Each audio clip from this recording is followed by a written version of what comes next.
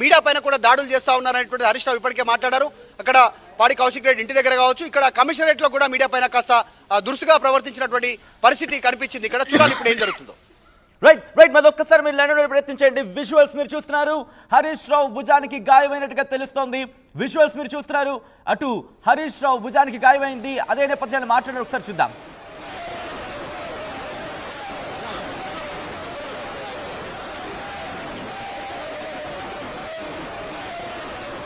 మాజీ మంత్రి హరీష్ రావుకి సంబంధించి విజువల్స్ మీరు చూస్తున్నారు.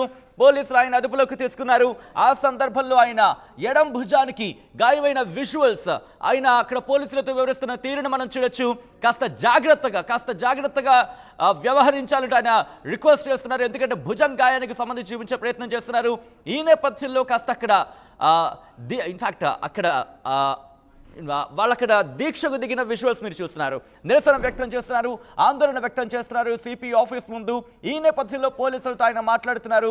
తన గాయానికి సంబంధించి మాట్లాడే ప్రయత్నం చేస్తున్నారు. తన గాయమైంది, కాస్త జాగ్రత్తగా హ్యాండిల్ చేయండి అంటూ కూడా పోలీసులతో ఆయన చెబుతున్న విజువల్స్ మీరు చూస్తున్నారు. పోలీసులు కూడా ఇటు సైడ్ మీరు చూస్తే కనుక వెనకాల ఉన్న వ్యక్తులు, వెనకాల ఆయన సపోర్టర్స్ ఎవరైతే ఉన్నారో, అనుచరులు కావచ్చు, బీఆర్ఎస్ లీడర్స్ కావచ్చు, ఎవరైనా వాళ్ళ పోలీసులతో కూడా చెప్తున్న సందర్భం కాస్త జాగ్రత్తగా చూసి వ్యవహరించండి, భుజానికి గాయమైందంటూ కూడా ఆయన చెప్తున్న పరిస్థితి.